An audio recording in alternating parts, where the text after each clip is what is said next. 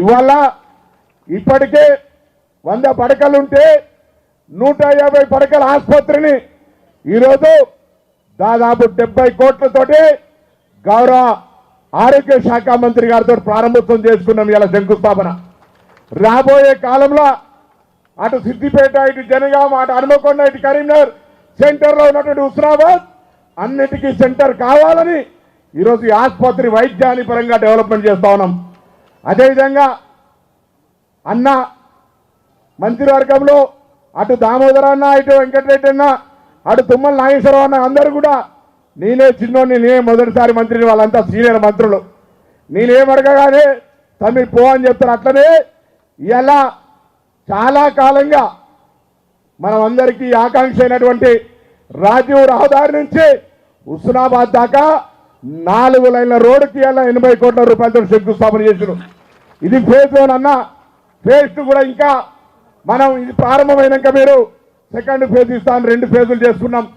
ఇది చిగురుమాను సుందరగిరి దాకా, దాని తర్వాత మళ్ళీ కొత్తపల్లి దాకా పోయేది ఉంది. కాబట్టి 22 కిలోమీటర్లల్లా 11 కిలోమీటర్ ఒక ప్యాకేజీ, 10 కిలోమీటర్ ఒక ప్యాకేజీ చేసినాం. ఈ ప్యాకేజీ ఎలా టెండర్ అయి ఫౌండేషన్ వేసుకున్నాం. సెకండ్ ప్యాకేజీ కూడా ఇవ్వాలని సందర్భంగా కోరుతా ఉన్నా. అదేవిధంగా ఈ ప్రాంతం అంతా గౌరవెల్లి ప్రాజెక్టుకు సంబంధించి ఇప్పటికే నిధులు కేటాయించుకొని జిల్లా కలెక్టర్లు, 3 జిల్లా కలెక్టర్లు, 4 ఆర్టీఓలు, 4 అడిషనల్ కలెక్టర్లు ల్యాండ్ అక్విజిషన్ ప్రక్రియ కాలువల కోసం చేస్తా ఉన్నారు. మొత్తం బండంతా పని అయిపోయింది ఆనాడు రాజశేఖర రెడ్డి గారు తదుపరి కాంగ్రెస్ నాయకత్వంలోనే. ఈసారి ఎట్టనైనా తెచ్చి అందరి సహకారంతో ఈ రైతాంగ ఆకాంక్షలకు అనుగుణంగా ఆ గౌరవెల్లి గండిపల్లిలో నీళ్లు నింపుదాం. ఈ రైతులకు అందరికీ కూడా ఈ ప్రాంతం అంతా సస్యశ్యామలం చేసే సంకల్పంతో ముందుకు పోతున్న మీ అందరి ఆశీర్వచనంతో నేను మీ పార్లమెంటు సభ్యుడిగా ఆనాడు గెలిపిస్తే మీ గౌరవాన్ని పెంచే విధంగా తెలంగాణ కోసం నా బాధ్యత నిర్వహించిన. ఇవాళ మళ్ళీ మీ అందరి ఆశీర్వచనంతో నేను ఎన్నికల సందర్భంలో ఒకటే చెప్పిన, నన్ను గెలిపియండి. ఎక్కడైనా హుస్నాబాద్లు పోతే మీది హుస్నాబాద్ అనగానే మీ గౌరవాన్ని పెంచే ప్రయత్నం చేస్తా ఉన్నా. ఇలా హుస్నాబాద్ అంటే ఆనాడు హుజురాబాద్ సిద్దిపేట కాదు, ఇలా హుస్నాబాద్ కూడా అట్లానే గౌరవాన్ని పెంచే ప్రయత్నం చేస్తా ఉన్నాం. నేను ఈ సందర్భంగా తప్పకుండా పెద్దలు వచ్చినారు. ఇంటికి మనం ఎవరైనా పెద్దలు వస్తే అక్కడ ఉన్నటువంటి పిల్లలకి ఏదైనా మనం ఇచ్చిపోతాం. నేను 3 కోరుతా ఉన్నా, దామోదర్ రాజనరసింహన్న, అదేవిధంగా కోమటిరెడ్డి వెంకటరెడ్డి అన్న, తుమ్మల నాగేశ్వరరావు అన్న.